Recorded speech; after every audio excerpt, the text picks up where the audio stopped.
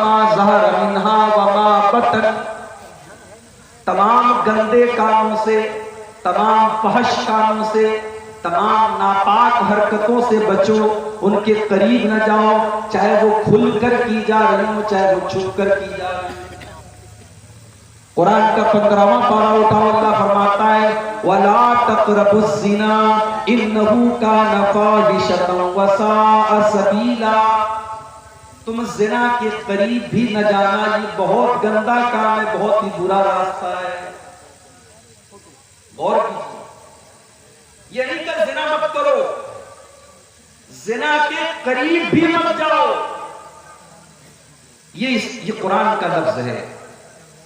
یعنی یہ حرکت، یہ زناکاری، یہ بدکاری اللہ تعالیٰ کو اتنی ناپسند ہے کہ اللہ نے اس کے قریب بھی جانے سے منع کیا۔ اور یہ چیز اللہ تعالیٰ کو جتنی ناپسند ہے شیطان کو اتنی ہی پسند ہے۔ آپ جانتے ہیں جب ہمارے باپ آدم اور ہماری ماں حوا نے جنت میں اس درخت کو کھا لیا جس کے قریب جانے سے اللہ نے منع کیا تھا، تو اس غلطی کا سب سے پہلا جو اثر ظاہر ہوا، دونوں کے بدن کے کپڑے اتر گئے، دونوں ننگے ہو گئے۔ قرآن کریم میں اللہ تعالیٰ نے نقشہ کھینچا، یا بنی آدم لا یفتننکم الشیطان کما اخرج ابویکم من الجنہ ينزع عنهما لباسهما ليريهما من سوآتهما، اے آدم کی اولاد، اے حوا کی بیٹیوں، شیطان تمہیں بہکا نہ دے، شیطان تمہیں گمراہ نہ کر دے جس طریقے سے اس نے تمہارے باپ آدم کو اور تمہاری ماں حوا کو جنت سے نکلوایا تھا۔ ينزع عنهما لباسهما، اس نے ان دونوں کے کپڑوں کو اتروا دیا تھا، دونوں کی شرمگاہیں نظر آنے لگی، دونوں کی کا ستر نظر آنے لگا، اور شیطان یہی چاہتا تھا دونوں ننگے ہو جائیں۔ پہلے دن سے ابلیس کا یہی مشن ہے، انسان ننگا ہو جائے، عورت ننگی ہو جائے، مرد ننگا ہو جائے، عریانیت، ولگیرٹی، اشلیلتا، یہ شیطان کا مشن ہے۔ اور اللہ کا حکم یہ ہے کہ تمہیں زنا کے قریب نہیں جانا، تمہیں گندگی کے قریب نہیں جانا۔ اسی لیے جب اللہ تعالیٰ نے قرآن میں لباس کا ذکر کیا، کپڑے کا ذکر کیا، تو کپڑے کا ایک مقصد یہ بھی بتایا کہ کپڑا تمہارے جسم کو ڈھانپنے کا ذریعہ ہے۔ یا بنی آدم قد انزلنا علیکم لباسا یواری سوآتکم وریشا، اے آدم کی اولاد، ہم نے تمہارے اوپر جو لباس اتارا ہے، جو کپڑے ہم نے تم کو دیے ہیں، اس کپڑے کا دو مقصد ہے۔ یہ کپڑا تمہاری ستر پوشی کرتا ہے، یہ تمہاری شرمگاہ کو چھپاتا ہے، اور یہ کپڑا زینت کا کام کرتا ہے، یہ تمہیں آکرشک بناتا ہے، یہ تمہیں سجاتا اور سنوارتا ہے۔ تو اسلام زناکاری اور بدکاری کی پرمیشن نہیں ہے۔ اسلام تو زناکاری اور بدکاری تک پہنچانے والے جتنے راستے ہیں، ان راستوں پر اسلام پابندی لگاتا ہے۔ جہاں سے بھی سماج میں زناکاری اور بدکاری آ سکتی ہو، اسلام نے ان سارے راستوں پر بند کیا۔ زناکاری کی شروعات ہوتی ہے نظروں کے غلط استعمال سے، آنکھوں کے غلط استعمال سے۔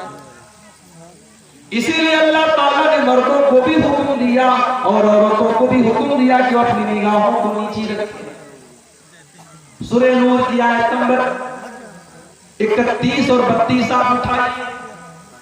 قُلْ لِلْمُؤْمِنِينَ يَغُضُّوا مِنْ أَبْصَارِهِمْ وَيَحْفَظُوا فُرُوجَهُمْ، اے نبی آپ ایمان والے مردوں سے کہہ دیجئے کہ وہ اپنی نگاہوں کو نیچی رکھیں اور اپنی شرمگاہ کی حفاظت کریں۔ جب تک انسان کی نگاہ صحیح نہیں ہوگی، انسان کی نظر صحیح نہیں ہوگی، تب تک شرمگاہ کی حفاظت نہیں ہو سکتی۔ جب نظروں کا غلط استعمال ہوگا تو شرمگاہ کا بھی غلط استعمال آٹومیٹک۔ آج موبائل کا دور ہے، انٹرنیٹ کا دور ہے، آج اگر سب سے زیادہ کوئی گناہ ہو رہا ہے تو نظروں کا گناہ ہو رہا ہے، نظروں کا زنا ہو رہا ہے، آنکھوں کا زنا۔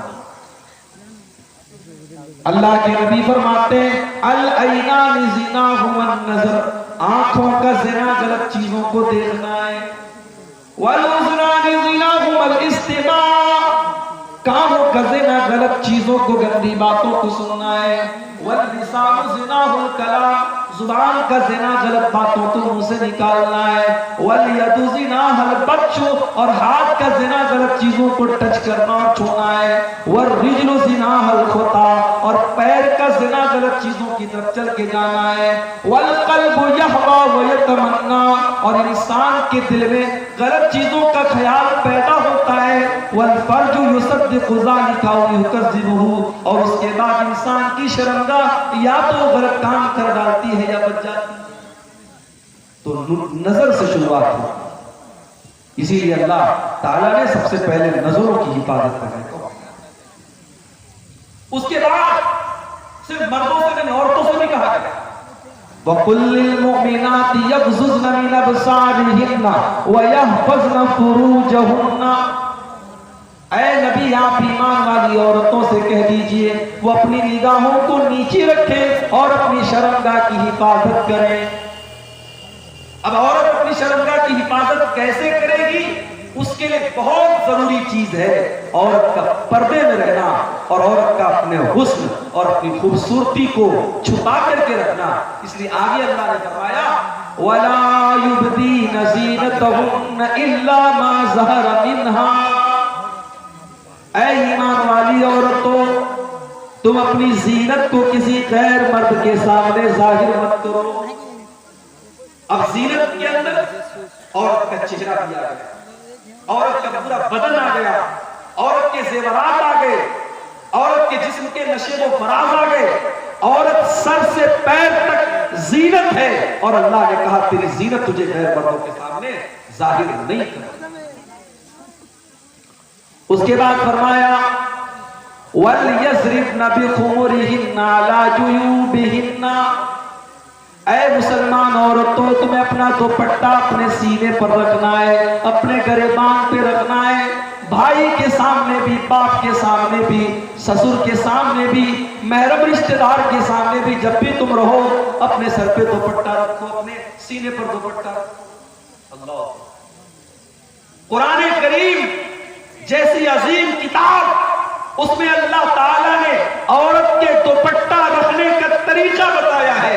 اس کا مطلب یہ ہوا کہ عورت کا دوپٹہ اور عورت کا پردہ یہ کوئی معمولی بات نہیں ہے، یہ اللہ کی نظر میں بہت بڑی بات ہے۔ اللہ نے قرآن میں اس کو بیان کیا۔ میری پیاری